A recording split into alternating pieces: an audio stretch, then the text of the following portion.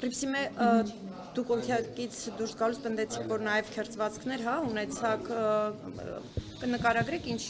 ունեցավ մի քիչ ձեր նկարագրությամբ նաև։ Դե տեսակ, քերծվածքները որ նա մի քիչ շատ կոպիտ ձևով այդ պաստառը ուղղակի խլում էին, փորձում էին խլել ձեռքիցս ու այդ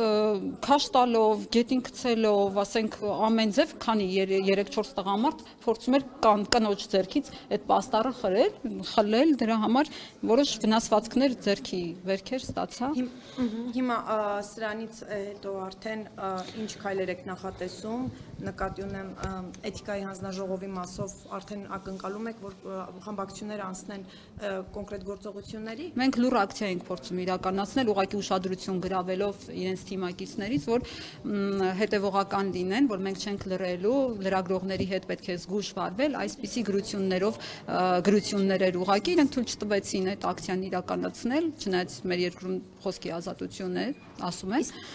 Իսկ ինչ էր պաստառի վրա գրած, նկարած։ Չհասցրեցին կասեք Պրիպսիմե։ Անդրանիկ Քոչարյանի լուսանկարներ պաստառի վրա ետ էր վերադարձվում, այսպես ասած,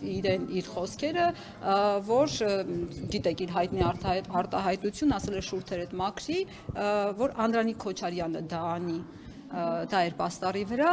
գրված է լրագրողների հետ զգույշ, ասա ներողություն։ Այսպիսի գրություններ էին, տեսակ մնացածը ինչ կատարվեց։ Եվ հիմա սպասելու եք արդեն էթիկայի հանձնաժողովի։ Հիմա գնդակը ավելի շատ իշխանությունների դաշտում է, որովհետև ընդդիմադիրները արդեն աջակցություններ իրենց հայտնել են, ասել են, որ պատրաստ են ստեղծել էթիկայի հանձնաժողով, գնդակը իշխանության դաշտում է, տեսնենք թե ինչպես կվարվեն նրանք, արդյոք կընդունեն, որ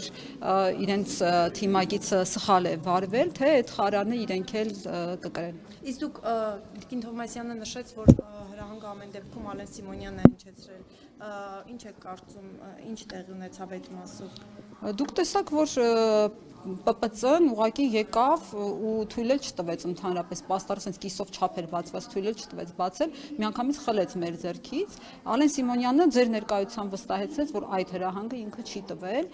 Ես չգիտեմ, ասած գուցե աշխատակազմից են տվել, չգիտեմ որտեղից են տվել, այդ ընթացակարգերին անկեղծ տեղյակ չեմ։ Համենայն դեպս Ալեն Սիմոնյանը հայտարարում է, որ հրահանգը իր կողմից չի իջեցվել։ Հիմա ես չգիտեմ ով էր ասել, որ այդպես վարվեն, ով էր ասել խոչընդոտեն լրագրողների ազատ խոսքին, չգիտեմ, կերևա առաջիկայում։